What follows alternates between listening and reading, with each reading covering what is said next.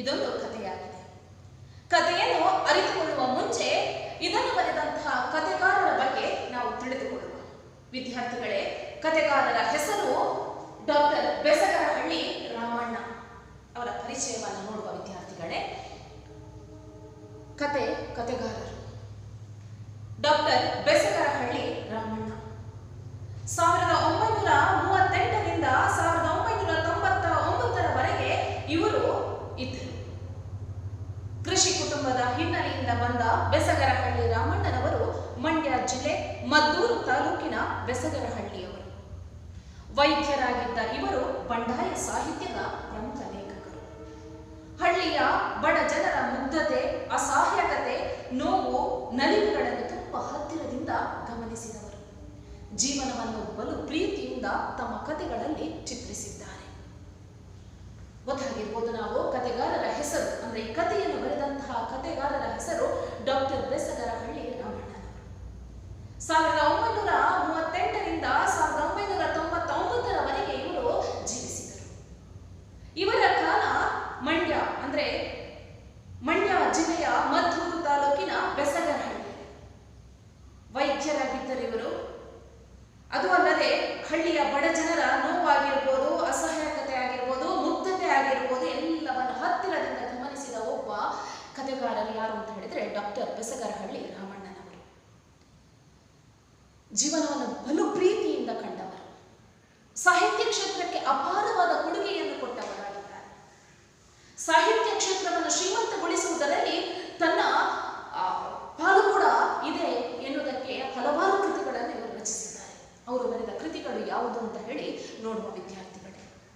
ಪ್ರಸ್ತುತ ಕಥೆಯನ್ನು ಅಂದ್ರೆ ಗಾಂಧಿ ಎಂಬ ಕಥೆಯನ್ನು ಕಣಜ ಎಂಬ ಪುಸ್ತಕದಿಂದ ಆರಿಸಿಕೊಳ್ಳಲಾಗಿದೆ. ನೆಲದ ಒಡಲು, ಗರ್ಜನೆ, ನೆಲದ ಸಿರಿ, ಹರಕೆಯ ಹಣ, ಒಂದು ಹುಡುಗನಿಗೆ ಬಿದ್ದ ಕನಸು ಹಾಗೂ ಕೊಳಲು ಮತ್ತು ಖಡ್ಗ ಇವರ ಕಥಾ ಸಂಕಲನಗಳು. ಕಥಾ ಸಂಕಲನ ಏನು ಅಂತ ಹೇಳಿ ನೀವು ಅರಿತುಕೊಂಡಿರಬಹುದು. ತೋಳಗಳ ನಡುವೆ ಎಂಬ ಕಿರು ಕಾದಂಬರಿ. ಗರ್ಜನೆ ಕಥಾ ಸಂಕಲನಕ್ಕೆ ಕರ್ನಾಟಕ ಸಾಹಿತ್ಯ ಅಕಾಡೆಮಿ ಬಹುಮಾನ ದೊರೆತಿದೆ. ಈ ಗಾಂಧಿ ಎಂಬ ಕಥೆಯನ್ನು ಅವರು ಬರೆದಂತಹ ಕಣಜ ಎಂಬ ಪುಸ್ತಕದಿಂದ ಆರಿಸಿಕೊಳ್ಳಲಾಗಿದೆ. ಅದೇ ರೀತಿಯಲ್ಲಿ ಅವರು ಹಲವಾರು ಕಥೆಗಳನ್ನು ಕೂಡ ಬರೆದಿದ್ದಾರೆ. ಅದು ಅಲ್ಲದೆ ಒಂದು ಕಿರು ಕಾದಂಬರಿಯನ್ನು ಕೂಡ ಬರೆದಿದ್ದಾರೆ. ಅವರು ಬರೆದಂತಹ ಗರ್ಜನ ಎಂಬ ಕಥಾ ಸಂಕಲನಕ್ಕೆ ಕರ್ನಾಟಕ ಸಾಹಿತ್ಯ ಅಕಾಡೆಮಿಯಿಂದ ಬಹುಮಾನವನ್ನು ಕೂಡ ಪಡೆದುಕೊಂಡಿದ್ದಾರೆ. ಇದಿಷ್ಟು ಇವರ ಪರಿಚಯವಾಗಿದೆ. ಇನ್ನು ಈ ಕಥೆಯ ಬಗ್ಗೆ ಆಶಯ ಏನಿದೆ ಎನ್ನುವುದನ್ನು ತಿಳಿದುಕೊಳ್ಳುವ. ಬಡ ಕುಟುಂಬದ ರೋಗಿಷ್ಠ ಹುಡುಗನೊಬ್ಬನ ದಾರುಣ ಸ್ಥಿತಿಯ ಮೇಲೆ ಕಥೆಯ ಬೆಳಕು ಚೆಲ್ಲುತ್ತದೆ. ಬಡವರಿಗೆ ಸರಿಯಾಗಿ ಸಿಗದ ವೈದ್ಯಕೀಯ ಸೌಲಭ್ಯಗಳು, ಅದನ್ನು ಪಡೆಯುವಲ್ಲಿ ಅವರು ಪಡುವ ಪರಿಪಾಠಗಳನ್ನು ಕತೆ ತೆರೆದಿಡುತ್ತದೆ. ಅಂದ್ರೆ ಒಬ್ಬ ಬಡ ವ್ಯಕ್ತಿಯು ತನ್ನ ವೈದ್ಯಕೀಯ ಸೌಲಭ್ಯಗಳನ್ನು ಪಡಿಬೇಕಾದ್ರೆ ಎಷ್ಟು ಒಂದು ಕಷ್ಟವನ್ನು ಪಡುತ್ತಾನೆ ಎನ್ನುವಂಥದ್ದನ್ನು ಈ ಕಥೆಯಲ್ಲಿ ನಾವು ಅರಿತುಕೊಳ್ಳಬಹುದು. ಈ ಕಥೆಯ ಶೀರ್ಷಿಕೆ ಗಾಂಧಿಯಾಗಿದೆ. ಗಾಂಧಿ ಅಂತ ಹೇಳಿದ ತಕ್ಷಣ ನಮಗೆ ನೆನಪಾಗುವ ಒಬ್ಬ ವ್ಯಕ್ತಿ ಯಾರು ಅಂತ ಹೇಳಿದ್ರೆ ಮಹಾತ್ಮ ಗಾಂಧಿ. ಆ ಗಾಂಧಿ ಎಂಬ ಹೆಸರಿಟ್ಟುಕೊಂಡದಕ್ಕೆ ಆ ಹುಡುಗ, ಒಬ್ಬ ಬಡ ಹುಡುಗ ಪಡುವಂತಹ ಅವಮಾನವನ್ನು ಈ ಕಥೆಯಲ್ಲಿ ಹೇಳ್ತಿದ್ದಾರೆ. ಅದೇ ರೀತಿಯಲ್ಲಿ ಕಥೆಯ ಕಡೆಗೆ ನಾವು ಹೋಗುವ ವಿದ್ಯಾರ್ಥಿಗಳೇ. ಗಾಂಧಿ ಅಥವಾ ಗಾಂಧೀಜಿಯ ಹೆಸರನ್ನು ನಾವಿಂದು ಅಪಮೌಲ್ಯಗೊಳಿಸ್ತಾ ಇದ್ದೇವೆ. ಯಾಕೆಂತ ಹೇಳುವಾಗ ನಿಮಗೆ ಗೊತ್ತಿರ್ಬೋದು, ಯಾರಾದರೂ ನಿಮ್ಮ ಸ್ನೇಹಿತರಲ್ಲಿ ಆಗಿರ್ಬೋದು, ಶಿಸ್ತುಬದ್ಧವಾಗಿ ಅವನು ಓದುವುದರಲ್ಲಿ ಆಗಿರ್ಬೋದು ಅಥವಾ ತರಗತಿಯಲ್ಲಿ ಆಗಿರ್ಬೋದು ಇದ್ರೆ ಅವನನ್ನು ಕೆಲವರು ಕರೆಯುತ್ತಿದೆ ಗಾಂಧಿ ಅಂತ ಹೇಳಿ ಕರೀತಾರೆ. ಅಂದ್ರೆ ಗಾಂಧೀಜಿ ಹೆಸರು ಈಗ ಅಪಮೌಲ್ಯಗೊಳ್ಳುತ್ತಾ ಇದೆ. ಇಲ್ಲಿ ಆ ಬಡ ಬಾಲಕನು ತನ್ನ ಹೆಸರನ್ನು ಗಾಂಧಿ ಅಂತ ಇಟ್ಕೊಂಡಿದ್ದಾನೆ. ಆ ಗಾಂಧಿಯಿಂದ ಹೆಸರಿಟ್ಕೊಂಡದಕ್ಕೆ ವೈದ್ಯಕೀಯರು ಅಂದ್ರೆ ವೈದ್ಯರು ಬೇರೆ ಬೇರೆ ರೀತಿಯಲ್ಲಿ ಅವನನ್ನು ಹಾಸ್ಯ ಮಾಡುವಂತಹ ಒಂದು ದೃಶ್ಯವನ್ನು ಈ ಕಥೆಯಲ್ಲಿ ನೋಡಬಹುದು. ಬದುಕಿನ ಮೌಲ್ಯಗಳಿಗೆ ಉತ್ತಮ ಆದರ್ಶಕ್ಕೆ ಪ್ರತಿರೂಪವಾದ ಗಾಂಧೀಜಿಯವರನ್ನು ನಮ್ಮ ದೇಶದ ಜನ ಇಂದು ಅಸಡ್ಡೆಯಿಂದ ಕಾಣತೊಡಗುತ್ತಿದ್ದಾರೆ. ಗಾಂಧಿ ಹೆಸರಿಗೆ, ಅವರ ಸರಳ ಬದುಕಿಗೆ, ಉನ್ನತ ಆದರ್ಶಗಳಿಗಿರುವ ಅವ್ಯವಸ್ಥೆಯನ್ನು ಭಾರತಾದ್ಯಂತ ಕಾಣಬಹುದು. ಕೊನೆಗೆ ಎಲ್ಲ ಕಥೆ ಮುಗಿದಾದ್ಮೇಲೆ ಇದಕ್ಕೊಂದು ನಾವು ಏನು ಹೇಳಬಹುದು, ಉಪಸಂಹಾರವನ್ನು ಕೊಡುವ ಕಥೆಯ ಕಡೆಗೆ ಹೋಗುವ ವಿದ್ಯಾರ್ಥಿಗಳೇ. ಗಾಂಧಿ ಎಂಬ ಕತೆ ಯಾವ ರೀತಿಯಲ್ಲಿ ಶುರುವಾಗ್ತದೆ ಅಂತ ನೋಡುವ. ಒಂದು ದಿನ ಬಳ್ಳಕೆರೆ ಎಂಬ ಹಳ್ಳಿಯಿಂದ ಹೊತ್ತು ಮೂಡುವುದಕ್ಕೆ ಮುಂಚೆಯೇ ಬಂದು ಆಸ್ಪತ್ರೆಯಲ್ಲಿ ಕಾಯುತ್ತಿದ್ದ ಒಬ್ಬ ಹೆಂಗಸು ಮತ್ತು ಸುಮಾರು 15 ವರ್ಷದ ಹುಡುಗ ಬಹಳ ಹೊತ್ತಿನವರೆಗೂ ಯಾರ ಗಮನಕ್ಕೂ ಬಾರದೆಯೇ ಬಿದ್ದಿದ್ದರು. ಆ ಹೆಂಗಸು ಆ ಹುಡುಗನ ತಾಯಿ, ಸುಮಾರು 40ರ ಪ್ರಾಯ. ಹುಡುಗ ವರಂಡದಲ್ಲಿ ಕಂಬಕ್ಕೆ ಹೊರಗೆ ಆಸ್ಪತ್ರೆಗೆ ಬಂದು ಹೋಗುವವರನ್ನು ಯಾವ ಕುತೂಹಲವೂ ಇಲ್ಲದೆ ನೋಡುತ್ತಾ ಕುಳಿತಿದ್ದ. ಅವನಿಗೆ 15 ವರ್ಷಕ್ಕೆ ಪ್ರಪಂಚದ ಮೇಲೆ ಒಂದು ಬಗೆಯ ಜಿಗುಪ್ಸೆ ಮೂಡಿ ನಿಂತಿತ್ತು. ಕುಳಿತು ಕುಳಿತು ಸಾಕಾಗಿ ಅವನ ಪಕ್ಕದಲ್ಲಿಯೇ ನಿಂತಿದ್ದ ತನ್ನ ಅವ್ವನ ಸೀರೆಯನ್ನು ಬಲವಾಗಿ ಎಳೆದು ಹೇಳಿದ. ಕತೆ ಹೇಗೆ ಶುರುವಾಗ್ತದೆ ಅಂತ ನೋಡಿ ವಿದ್ಯಾರ್ಥಿಗಳು. ಒಂದು ದಿನ ಬಳ್ಳಕೆರೆ ಎಂಬ ಹಳ್ಳಿಯಿಂದ ಹೊತ್ತು ಮೂಡುವುದಕ್ಕೆ ಮುಂಚೆಯೇ ಬಂದು ಆಸ್ಪತ್ರೆಯಲ್ಲಿ ಕಾಯುತ್ತಿದ್ದ ಒಬ್ಬ ಹೆಂಗಸು ಮತ್ತು ಸುಮಾರು 15 ವರ್ಷದ ಹುಡುಗ ಬಹಳ ಹೊತ್ತಿನವರೆಗೂ ಯಾರ ಗಮನಕ್ಕೂ ಬಾರದೆಯೇ ಬಿದ್ದಿದ್ದರು.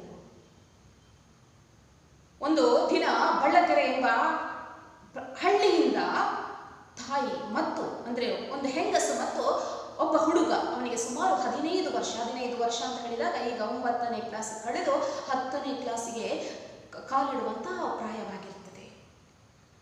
ಹೊತ್ತು ಮೂಡುವುದಕ್ಕೆ ಮುಂಚೆ, ಬೆಳಗಾಗುವುದಕ್ಕೆ ಮುಂಚೆಯೇ ಆಸ್ಪತ್ರೆಗೆ ಬಂದು ಒಂದು ಮೂಲೆಯಲ್ಲಿ ಕುಳಿತಿದ್ರು. ಆದರೆ ಯಾರ ಗಮನಕ್ಕೂ ಬಾರದೆಯೇ ಬಿದ್ದಿದ್ರು. ಆ ಒಂದು ಪದದ ಬಳಕೆ ಎಷ್ಟರ ಮಟ್ಟಿಗೆ ನಮಗೆ ಅರ್ಥ ಆಗ್ತದೆ ನೋಡಿಕೊಳ್ಳಿ ವಿದ್ಯಾರ್ಥಿಗಳೇ. ಯಾರ ಗಮನಕ್ಕೂ ಬಾರದೆ ಬಿದ್ದಿದ್ದರು. ನಾವು ಎಲ್ಲಿ ಹೇಳ್ತೇವೆ ಅಂತ ಹೇಳುವಾಗ, ತರಗತಿಗಳು ಇದ್ದಾಗ ತರಗತಿಯಲ್ಲಿ ಬೆಂಚ್ ಡೆಸ್ಕ್ಗಳು ಇರ್ತವೆ. ನಮ್ಗೆ ಗೊತ್ತಿರ್ಬೋದು, ತರಗತಿಯಲ್ಲಿ ವಿದ್ಯಾರ್ಥಿಗಳು ಇಲ್ಲದಿದ್ದಾಗ ಆ ಬೆಂಚ್ ಡೆಸ್ಕ್ಗಳು ಒಂದು ಮೂಲೆಯಲ್ಲಿ ಬಿದ್ದಿದ್ದು ಅಂತ ಹೇಳ್ತೇವೆ ನಾವು. ಇಲ್ಲಿ ಅದರ ಅರ್ಥ ಏನು ಅಂತ ಹೇಳುವಾಗ, ಆ ಹೆಂಗಸು ಆಗಿರ್ಬೋದು, ಆ ಹುಡುಗ ಆಗಿರ್ಬೋದು, ಯಾರ ಗಮನಕ್ಕೂ ಬಾರದೆ ಅವರಷ್ಟಕ್ಕೆ ಅವರಿದ್ರು. ಅಂದ್ರೆ ನೋಡಿಯೂ ನೋಡದ ಹಾಗೆ ಆ ಆಸ್ಪತ್ರೆಯಲ್ಲಿ ಎಲ್ಲರೂ ಅವರನ್ನು ತಿರಸ್ಕಾರ ಭಾವನೆಯಿಂದ ನೋಡ್ತಾ ಇದ್ರು ಎಂದು ನಾವು ಅರಿತುಕೊಳ್ಳಬಹುದು. ಆ ಹೆಂಗಸು ಆ ಹುಡುಗನ ತಾಯಿ. ಆ ಹುಡುಗನ ಜೊತೆ ಇದ್ದಂತಹ ಹೆಂಗಸು ಬೇರೆ ಯಾರಲ್ಲ, ಆ ಹುಡುಗನ ತಾಯಿಯಾಗಿದ್ದರು. ಸುಮಾರು 40ರ ಪ್ರಾಯ. ಹುಡುಗ ವರಂಡದಲ್ಲಿ ಕಂಬಕ್ಕೆ ಹೊರಗೆ ಆಸ್ಪತ್ರೆಗೆ ಬಂದು ಹೋಗುವವರನ್ನು ಯಾವ ಕುತೂಹಲವೂ ಇಲ್ಲದೆ ನೋಡುತ್ತಾ ಕುಳಿತಿದ್ದ. ಹುಡುಗನ ತಾಯಿ ಈಗ ಸುಮಾರು 40 ವರ್ಷಗಳಾಗಿರ್ಬೋದು. ಹುಡುಗ ವರಂಡದ ಕಂಬಕ್ಕೆ ಹೊರಗೆ, ಜಗಲಿ ಅಂತ ಹೇಳ್ಬೋದು, ಕಂಬಕ್ಕೆ ಹೊರಗೆ, ಮನೆಯ ಮುಂದೆ ಇರುವಂತಹ ಜಾಗ ಅಥವಾ ಜಗಲಿಯ ಕಂಬದಕ್ಕೆ ಹೊರಗೆ ಕುಳಿತಿದ್ದ. ಆ ಆಸ್ಪತ್ರೆಗೆ ಯಾರೆಲ್ಲ ಬಂದು ಹೋಗ್ತಾರೆ ಅವರನ್ನೆಲ್ಲ ಗಮನಿಸ್ತಾ ಇದ್ದ. ಆದ್ರೆ ಈ ಇಬ್ಬರು ವ್ಯಕ್ತಿಗಳು ಮಾತ್ರ ಯಾರ ಗಮನಕ್ಕೂ ಬರಲಿಲ್ಲ. ಅಂದ್ರೆ ಏನರ್ಥ ಅಂತ ಹೇಳುವಾಗ, ನೋಡಿದ್ರು ನೋಡದ ಹಾಗೆ ಎಲ್ಲರೂ ಹೊರಟು ಹೋಗ್ತಾ ಇದ್ರು. ಅವನಿಗೆ 15 ವರ್ಷಕ್ಕೆ ಪ್ರಪಂಚದ ಮೇಲೆ ಒಂದು ಬಗೆಯ ಜಿಗುಪ್ಸೆ ಮೂಡಿ ನಿಂತಿತ್ತು. 15 ವರ್ಷ ಅಂತ ಹೇಳಿದ್ರೆ, ಈಗ ನಾನು ಆಗಲೇ ಹೇಳಿದೆ ಯಾವ ತರಗತಿ ಅಂತ ಹೇಳಿದೆ ನಾನು, ಬದುಕಿನ ಬಗ್ಗೆ ಜಿಗುಪ್ಸೆ ಮೂಡಿತು. ಅಂದ್ರೆ ಬದುಕೆ ಬೇಡ ಈ ಪ್ರಪಂಚದಲ್ಲಿ ಅಥವಾ ಈ ಜಗತ್ತಿನಲ್ಲಿ, ಈ ಬದುಕೆ ಬೇಡ ಎನ್ನುವ ರೀತಿಯಲ್ಲಿ ಒಂದು ರೀತಿಯ ಬೇಸರ ಉಂಟಾಗಿದೆ. ಒಂದು ಕಡೆಯಲ್ಲಿ ಬಡವ, ಇನ್ನೊಂದು ಕಡೆಯಲ್ಲಿ ಅಲ್ಲಿ ಏನು ಅಂತ ಹೇಳುವಾಗ, ತಾನು ಯಾವ ಅಸೌಖ್ಯದಿಂದ ಬಳಲ್ತಾ ಇದ್ದಾನೋ ಅದನ್ನು ಸರಿಪಡಿಸಿಕೊಳ್ಳಿಕ್ಕೆ ಅವನಲ್ಲಿ ಬೇಕಾದಷ್ಟು ಹಣವೂ ಇರಲಿಲ್ಲ. ಆ ನೋವನ್ನು ಅವನು ಅನುಭವಿಸ್ತಾ ಇದ್ದ. ಈ ನೋವು ಸಾಕು, ಈ ಜೀವ ಸಾಕು ಎನ್ನುವಂತಹ ಜಿಗುಪ್ಸೆಯನ್ನು ಅವನು ಪಡ್ತಾ ಇದ್ದ. ಈಗ ನಮಗೆ ಗೊತ್ತಿರ್ಬೋದು, ಇತ್ತೀಚಿನ ದಿನಗಳಲ್ಲಿ ಯಾವ ರೀತಿಯಲ್ಲಿ ವಿದ್ಯಾರ್ಥಿಗಳ ಕಥೆಗಳು ನಡೀತಾ ಇದೆ ಅಂತ ಹೇಳುವಾಗ, ಒಂದು ಚಿಕ್ಕ ಚಿಕ್ಕ ವಿಷಯಕ್ಕೂ ಕೋಪಗೊಂಡು ಬದುಕಿನ ಬಗ್ಗೆ ಜಿಗುಪ್ಸೆ ಪಡ್ಕೊಂಡು ಅವರು ಆತ್ಮಹತ್ಯೆ ಮಾಡಿಕೊಳ್ಳುವಂಥ ವಿಷಯವೂ ಗೊತ್ತಿರ್ಬೋದು. ಯಾಕೆ ಅಂತ ಹೇಳಿದಾಗ, ಯಾವ ವಿಷಯ, ಸಣ್ಣ ಪುಟ್ಟ ವಿಷಯಗಳು ನಿಮಗೆ ಗೊತ್ತಿರ್ಬೋದು, ಪರೀಕ್ಷೆಯಲ್ಲಿ ಫೇಲ್ ಆದ್ರೆ ಅಥವಾ ಮೊಬೈಲ್ ಸಿಗದಿದ್ರೆ, ಇಂತಹ ಸಣ್ಣ ಪುಟ್ಟ ವಿಷಯಗಳಿಗೆ ಜೀವನದಲ್ಲಿ ಜಿಗುಪ್ಸೆ ಪಡ್ಕೊಂಡು ಆತ್ಮಹತ್ಯೆಗೆ ಶರಣಾಗುವಂತಹ ವಿದ್ಯಾರ್ಥಿಗಳನ್ನು ನಾವು ನೋಡ್ತಾ ಇರೋದು. ಇದು ಎಷ್ಟರ ಮಟ್ಟಿಗೆ ಅವರು ತಪ್ಪನ್ನು ಮಾಡ್ತಾ ಇದ್ದಾರೆ ಅಂತ ಹೇಳಿ ನಮಗೆ ಅರಿವಿರ್ಬೋದು. ಇಲ್ಲಿ ಬಾಲಕ ಪಡ್ತಾ ಇರುವಂತಹ ನೋವು ಬೇರೆ ರೀತಿಯದು. ಕುಳಿತು ಕುಳಿತು ಸಾಕಾಗಿ ಅವನ ಪಕ್ಕದಲ್ಲಿ ನಿಂತಿದ್ದ ತನ್ನ ಅವ್ವನ ಸೀರೆಯನ್ನು ಬಲವಾಗಿ ಎಳೆದು ಹೇಳಿದ. ಬೆಳಿಗ್ಗೆ ಅಂದ್ರೆ ಹೊತ್ತು ಮೂಡುವುದಕ್ಕೆ ಮುಂಚೆ ಬಂದಿದ್ದಾರೆ. ಎಷ್ಟು ಹೊತ್ತು ಆದರೂ ಇವರನ್ನು ಗಮನಿಸುವುದಿಲ್ಲ, ಯಾಕೆ ಬಂದಿದ್ದೀರಿ ಅಂತ ಕೂಡ ಕೇಳುವುದಿಲ್ಲ. ಅದು ಅಲ್ಲದೆ ಈ ಇಬ್ಬರು ಕೂಡ ಹಳ್ಳಿಯಿಂದ ಬಂದಿದ್ದಾರೆ. ಎಲ್ಲಿಗೆ ಹೋಗ್ಬೇಕು, ಎಂತ ಹೋಗ್ಬೇಕು, ಯಾರನ್ನು ಮಾತಾಡಬೇಕು ಎನ್ನುವ ಪರಿವೇ ಇಲ್ಲ. ಅದು ಅಲ್ಲದೆ ವೈದ್ಯರು ಕೂಡ ಇವರನ್ನು ಕರೆಯುವಂತಹ ಗೋಚರಕ್ಕೆ ಹೋಗಿರುವುದಿಲ್ಲ. ಕೂತು ಕೂತು ಸಾಕಾಗಿ ಹುಡುಗ ತನ್ನ ಅವನ ಜೊತೆ ಹೇಳ್ತಾನೆ, ಅವನ ಸೀರೆಯನ್ನು ಎಳೆದು ಹೇಳ್ತಾನೆ,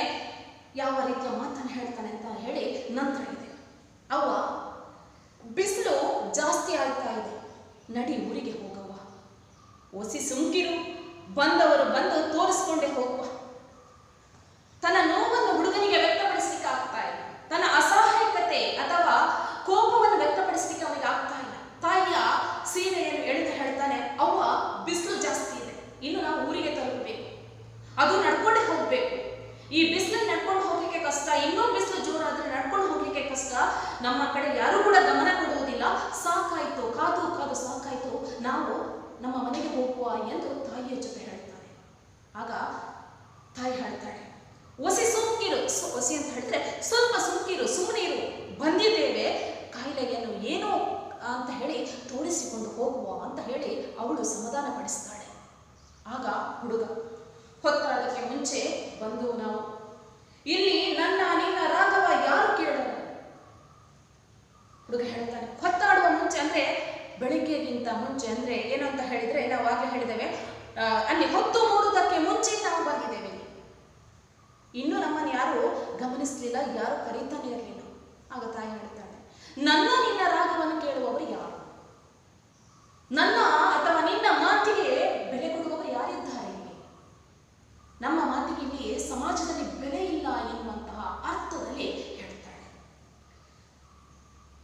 ತನ್ನನ್ನು ಹೆತ್ತವಳು ಮೌನವಾಗಿ ನೋವನ್ನು ಅವಮಾನವನ್ನು ಸಹಿಸಿಕೊಂಡು ನಿಂತಿರುವುದನ್ನು ಕಂಡು ಹುಡುಗ ಹೇಳಿದ. ಹುಡುಗನಿಗೆ ತನ್ನ ತಾಯಿ ಅನುಭವಿಸ್ತಾ ಇರುವಂತಹ ನೋವು ಗೋಚರವಾಗ್ತದೆ. ನನ್ನಿಂದಾಗಿ, ನನ್ನ ಕಷ್ಟದಿಂದಾಗಿ ತಾಯಿ ಎಷ್ಟರ ಮಟ್ಟಿಗೆ ನೋವನ್ನು ಅನುಭವಿಸ್ತಾ ಇದ್ದಾಳೆ, ಎಷ್ಟರ ಮಟ್ಟಿಗೆ ಅವಮಾನವನ್ನು ಅನುಭವಿಸ್ತಾ ಇದ್ದಾಳೆ ಎಂದು ಆ ಹುಡುಗನಿಗೆ ಅರಿವಾಗ್ತದೆ. ಅದು ಅಲ್ಲದೆ ಬಡವರಾದಂತಹ ನಾವು, ನಮ್ಮ ಮಾತಿಗೆ ಬೆಲೆ ಇಲ್ಲ ಈ ಸಮಾಜದಲ್ಲಿ ಎಂಬ ಮಾತು ಕೂಡ, ತಾಯಿಯ ಮಾತು ಕೂಡ ಅವನಿಗೆ ಅರಿವಾಗ್ತದೆ. ಆಗ ಮಗ ತಾಯಿಯ ಜೊತೆ ಹೇಳ್ತಾನೆ, ನಾನು ಇದ್ದರೆಷ್ಟು ಸತ್ತರೆಷ್ಟು, ನಡೆಯವ ಹೋಗುವ ಊರಿಗೆ. ತಾಯಿಯ ಅವಮಾನವನ್ನು ನೋಡಿ, ತಾಯಿ ಮೌನವಾಗಿ ಎಲ್ಲ ನೋವನ್ನು ಅನುಭವಿಸ್ತಾ ಇರುವುದನ್ನು ನೋಡಿ ತಾಯಿಗೆ ಇವನೇ ಹೇಳ್ತಾನೆ, ಅವ್ವ ನಾನು ಸತ್ತರೆಷ್ಟು, ಬದುಕಿದ್ರೆಷ್ಟು, ನಡೆಯವ ಊರಿಗೆ ಹೋಗುವ. ಬದುಕು ಏನು ಮಾಡ್ಲಿಕ್ಕಿಲ್ಲ, ಸತ್ತು ನಾನು ಸತ್ತರೆಷ್ಟು, ಯಾರಿಗೂ ಕಷ್ಟ ಇಲ್ಲ, ನಡಿ ಹೋಗುವ, ಇನ್ನೊಂದ್ಸಲ ತೋರಿಸಿದ್ರೆ ಆಯ್ತು, ನಾವು ಊರಿಗೆ ಹೋಗುವ ಅಂತ ಹೇಳಿ ತಾಯಿಯನ್ನು ಒತ್ತಾಯಪಡಿಸ್ತಾನೆ. ತಾಯಿ ಹೇಳ್ತಾಳೆ, 3 ಹೊತ್ತು ಸಾಯ್ತೀನಿ ಸಾಯ್ತೀನಿ ಇದೇ ನಿನ್ನ ನಾಲಿಗೆ ಮೇಲೆ. ತಾಯಿ ತನ್ನ ಮಗನ ಮಾತನ್ನು ಕೇಳಿ ಬಹಳ ದುಃಖಕ್ಕೆ ಒಳಪಡ್ತಾಳೆ. ಏನು ಮಾತಾಡ್ತೀಯ? 3 ಹೊತ್ತು ಸಾಯ್ತೀನಿ ಸಾಯ್ತೀನಿ ಅಂತ ಹೇಳಿ ಮಾತಾಡ್ತೀಯಲ್ಲ, ಯಾಕೆ ಹೀಗೆ ಮಾತಾಡ್ತಾ ಇದ್ದೀಯಾ ಅಂತ ಹೇಳಿ ತಾಯಿಗೆ ಪ್ರಶ್ನೆಯನ್ನು ಮಾಡ್ತಾಳೆ. ಆಗ ಹುಡುಗ ಹೇಳ್ತಾನೆ, ಇದ್ದು ನಾನು ಯಾವ ರಾಜ್ಯ ಆಳಬೇಕು? ವಯಸ್ಸಿಗೆ ಮೀರಿದ ಅನುಭವದ ಮಾತುಗಳು ನನ್ನ ಮಗನ ಬಾಯಿಂದ ಬಂದದ್ದು ತಾಯಿಗೆ ಆಶ್ಚರ್ಯವಾಗಲಿಲ್ಲ. ಹೆತ್ತ ಕರುಳು ಚುರುಕೆಂದು ಸೆರಗಿನಿಂದ ಕಣ್ಣೊರೆಸಿಕೊಂಡಳು. ತನ್ನ ದೇಹದಲ್ಲಿರುವ ಕಾಯಿಲೆಯ ನೋವನ್ನು, ತಾಯಿಯ ಅಸಹಾಯಕತೆ, ಅವಮಾನವನ್ನು ಇನ್ನು ಸಹಿಸಲಾಗದು ಎನ್ನುವ ರೀತಿಯಲ್ಲಿ ಹುಡುಗ ದಡಕ್ಕನೆ ಮೇಲೆದ್ದು ಮುಂದುವರಿದ.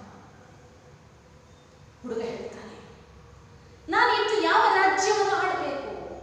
ನಾನು ಬದುಕಿ ಏನಾಗಬೇಕು? ವಯಸ್ಸಿಗೆ ಮೀರಿದ ಅನುಭವದ ಮಾತುಗಳು. ಯಾಕೆಂತ ಹೇಳುವಾಗ ಪ್ರತಿ ಸಾರಿಯೂ ಅವನು ಇಂತಹ ಅವಮಾನವನ್ನು ಅನುಭವಿಸಲೇಬೇಕಾಗಿ ಬಂದಿತ್ತು. ಅದಕ್ಕೋಸ್ಕರ ಅವನಿಗೆ ಇಂತಹ ಅವಮಾನಗಳನ್ನು ಸಹಿಸಿ ಆ ಅನುಭವದಿಂದ ಹೇಳಿದಂತಹ ಮಾತುಗಳಾಗಿದೆ.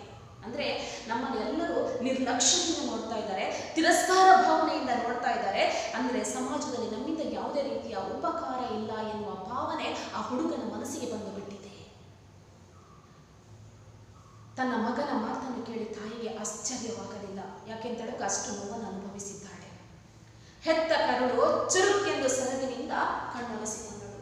ಹೆತ್ತ ಕರುಳು ತನ್ನ ಮಗ ಈ ರೀತಿಯಲ್ಲಿ ಮಾತನಾಡುವಾಗ ತುಂಬ ನೋವಾಗಿ ಕಣ್ಣಿನಿಂದ ಕಣ್ಣೀರು ಬಂದು ಬಿಟ್ಟಿತು. ತನ್ನ ದೇಹದಲ್ಲಿರುವ ಕಾಯಿಲೆಯ ನೋವನ್ನು, ತಾಯಿಯ ಅಸಹಾಯಕತೆ, ಅವಮಾನವನ್ನು ಇನ್ನು ಸಹಿಸಲಾಗದು ಎನ್ನುವ ರೀತಿಯಲ್ಲಿ ಹುಡುಗ ದಡಕ್ಕನ ಮೇಲೆದ್ದು ಮುಂದುವರಿದ.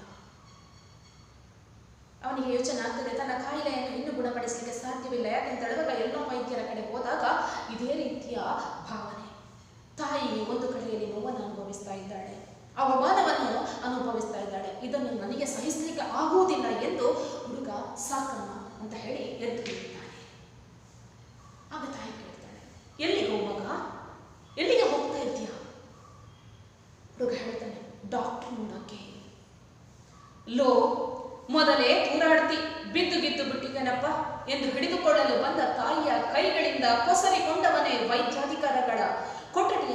ಪ್ರವೇಶಿಸಿ ನೆರೆದಿದ್ದ ಜನರ ಗುಂಪನ್ನು ಸೀಳಿ ವೈದ್ಯಾಧಿಕಾರಿಯ ಮೇಜಿನ ಮುಂದೆ ನಿಂತು ಜೋರಾಗಿ ಹೇಳಿದ, ಸಾ, ನಾನು ನಮ್ಮವ್ವ ಒತ್ತಾರೆಯಿಂದ ಕಾಯ್ಕೊಂಡಿವಿ. ತಾಯಿ ಹೇಳ್ತಾಳೆ, ಎಲ್ಲಿಗೆ ಹೋಗ್ತಾ ಇದ್ದೀನಿ ಅಂತ. ಆಗ ಹುಡುಗ ಹೇಳ್ತಾನೆ, ನಾನು ಡಾಕ್ಟರನ್ನು ಮಾತಾಡಿಸ್ಲಿಕ್ಕೆ ಹೋಗ್ತೇನೆ ಅಂತ ಹೇಳಿ. ತಾಯಿ ಹೇಳ್ತಾಳೆ, ಲೋ, ಮೊದಲೇ ದೂರಾಡ್ತಿ, ಮೊದಲೇ ನಡಿಲಿಕ್ಕೆ ಆಗ್ತಾ ಇಲ್ಲ ನಿನಗೆ, ಬಿದ್ದು ಬಿಟ್ಟಿಯ ನೀನು ಎಂದು ಹಿಡಿದುಕೊಳ್ಳಲು ಹೋದಾಗ ತಾಯಿಯ ಕೈಯನ್ನೇ ದೂರಗೊಳಿಸಿ, ಅಂದ್ರೆ ತಾಯಿಯ ಕೈಯಿಂದ ಬಿಡಿಸಿಕೊಂಡು ವೈದ್ಯಾಧಿಕಾರಿಗಳ ಕೊಠಡಿಯನ್ನು ಪ್ರವೇಶ ಮಾಡಿದ್ದ. ನೆರೆದಿದ್ದ ಗುಂಪಿನ ಆ ವೈದ್ಯಾಧಿಕಾರಿಯ ಕಡೆ ಅಂದ್ರೆ ಅಲ್ಲಿ ಜನ ತುಂಬಿಕೊಂಡಿದ್ರು. ಅವರನ್ನು ಸೀಳಿ ಅಂದ್ರೆ ಅವರ ಮಧ್ಯದಲ್ಲಿ ಹೋಗಿ ವೈದ್ಯಾಧಿಕಾರಿಯ ಮೇಜಿನ ಮುಂದೆ ನಿಂತು ಹೇಳ್ತಾನೆ, ಸಾ ಅಂತ ಹೇಳಿದ್ರೆ ಸರ್ ಅಂತ ಹೇಳುವುದಕ್ಕೆ ಹೇಳುವಂಥದ್ದು, ಸ್ವಾಮಿ ಅಂತ ಹೇಳುವುದಕ್ಕೆ ಹೇಳುವಂಥದ್ದು. ನಾನು ಮತ್ತೆ ನನ್ನ ಅವ್ವ ಒತ್ತಾರೆಯಿಂದ ಬಹಳ ಹೊತ್ತಿನಿಂದ, ಒತ್ತಾರೆ ಅಂತ ಹೇಳಿದ್ರೆ ಬಹಳ ಹೊತ್ತಿನಿಂದ ಕಾಯ್ಕೊಂಡಿದ್ದೀವಿ.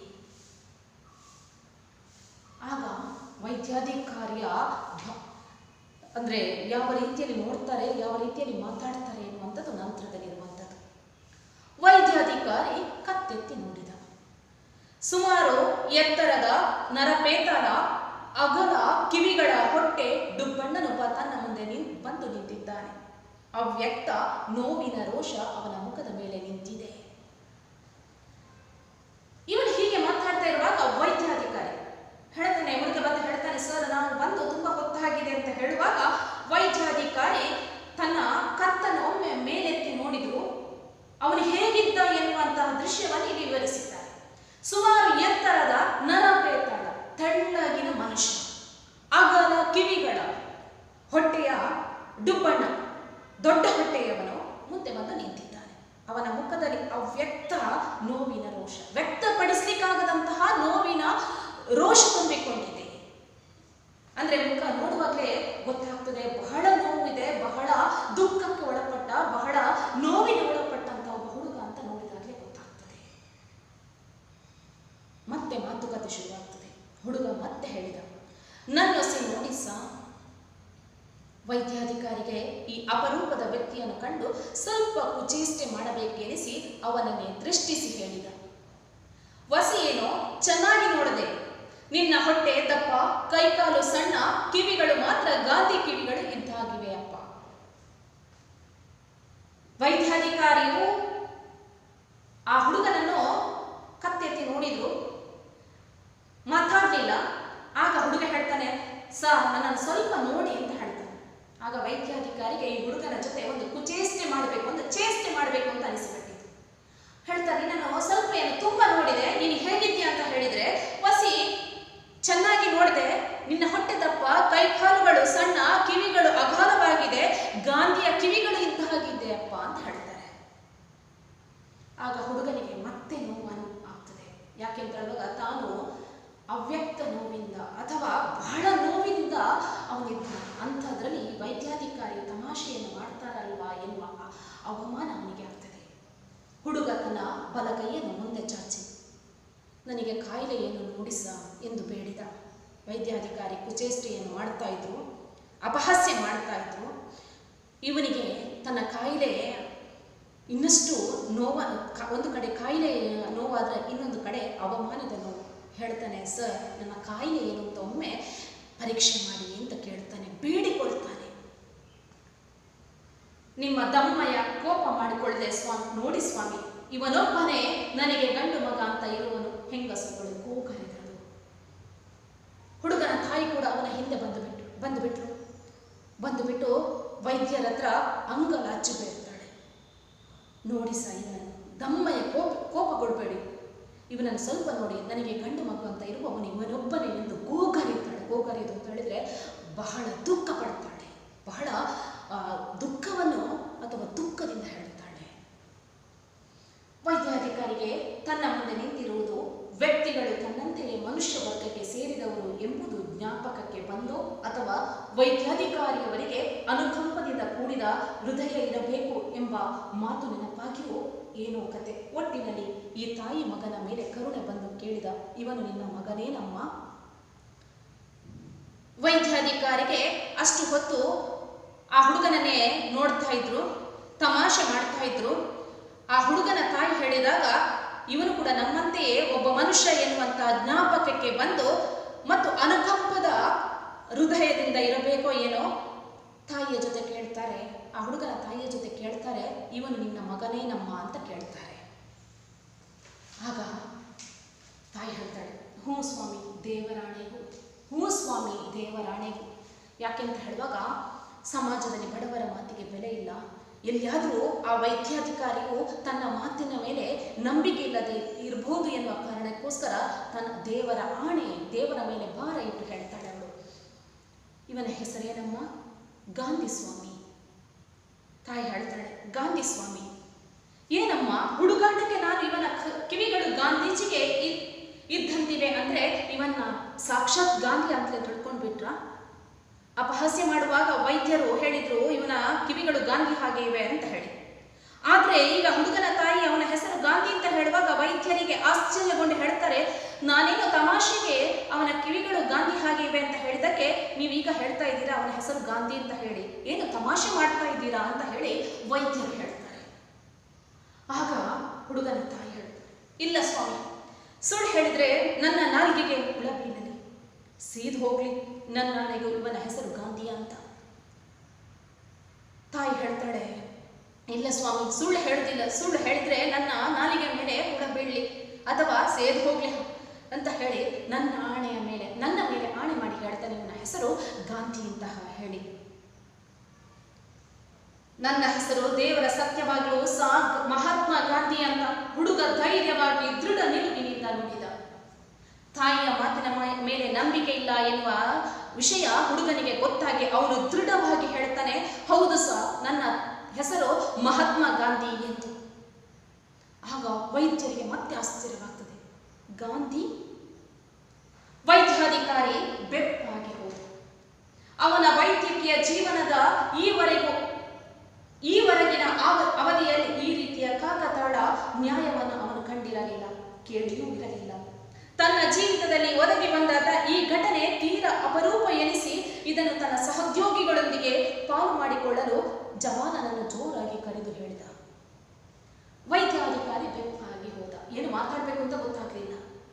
ಆಶ್ಚರ್ಯದ ಆದ. ಅವರ ವೈದ್ಯಕೀಯ ಜೀವನದಲ್ಲಿ ಈವರೆಗೆ ಕಾಕತಾಳ ನ್ಯಾಯವನ್ನು ಕಂಡಿರಲಿಲ್ಲ.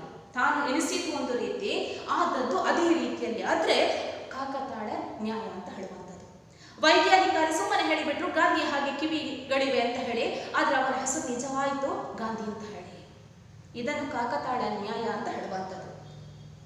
ತನ್ನ ಜೀವಿತದಲ್ಲಿ ಒದಗಿ ಬಂದ ಈ ಘಟನೆ ತೀರ ಅಪರೂಪ ಅಂತ ಹೇಳಿ ಅವರು ತನ್ನ ಸಹೋದ್ಯೋಗಿಗಳನ್ನು ಕರೀಲಿಕ್ಕೋಸ್ಕರ ಜವಾನ ಅಂತ ಹೇಳಿದಾಗ ಅಲ್ಲಿ ಹೇಳ್ಬೋದು, ಕಾವಲುಗಾರ ಅಂತ ಹೇಳ್ಬೋದು, ಅವನನ್ನು ಕರೆದು ಹೇಳ್ತಾರೆ, ಎಲ್ಲ ವೈದ್ಯರನ್ನು ಕರೀಲಿ ಅಂತ ಹೇಳ್ತಾರೆ.